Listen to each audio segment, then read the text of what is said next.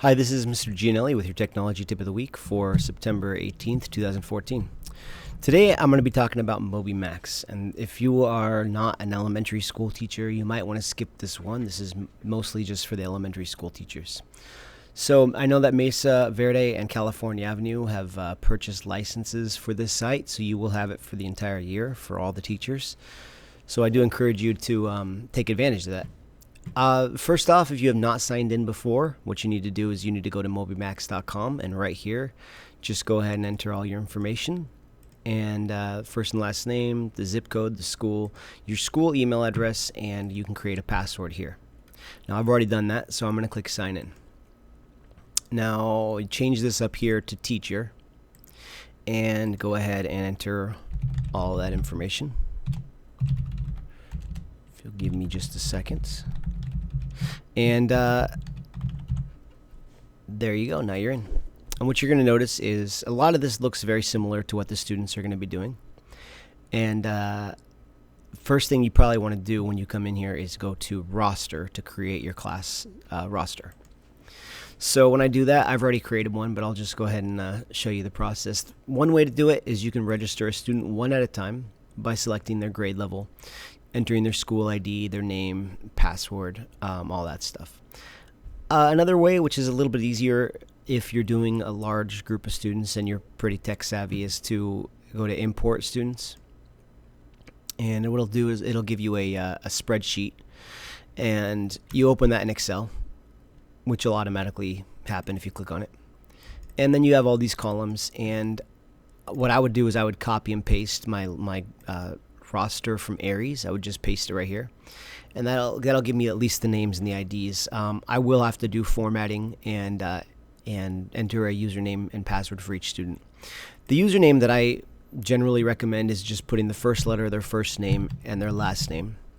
Sometimes it won't let you do that because there's someone else at the school with the same first letter and last name, so I would just put a 2 or 3 or whatever. And that's fine. But however you want to do that's up to you. It doesn't really make a difference as long as you can share that with your students later. And then just give them a password. You can give them the same password, or if you're worried about cheating or stuff, give them one that just they'll know.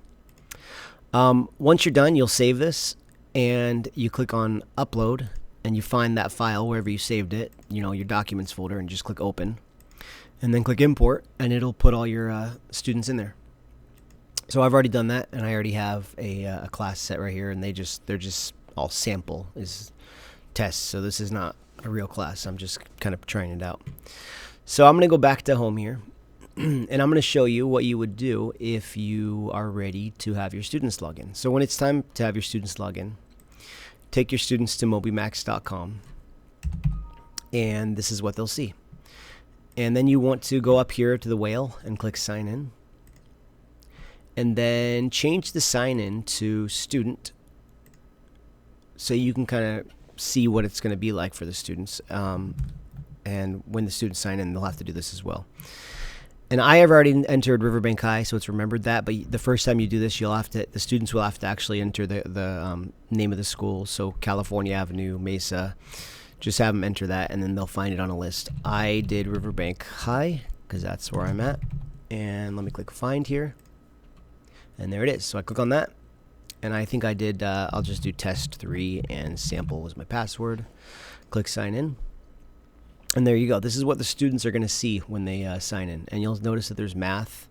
There's some stuff here with numbers and stuff. That's pretty much for the lower grades.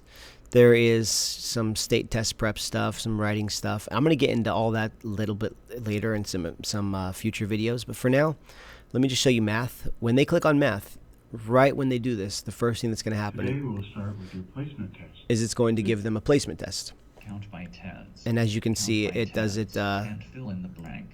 30, 40. It does it out loud. So if you don't want that, you'll have to have the students mute the computers.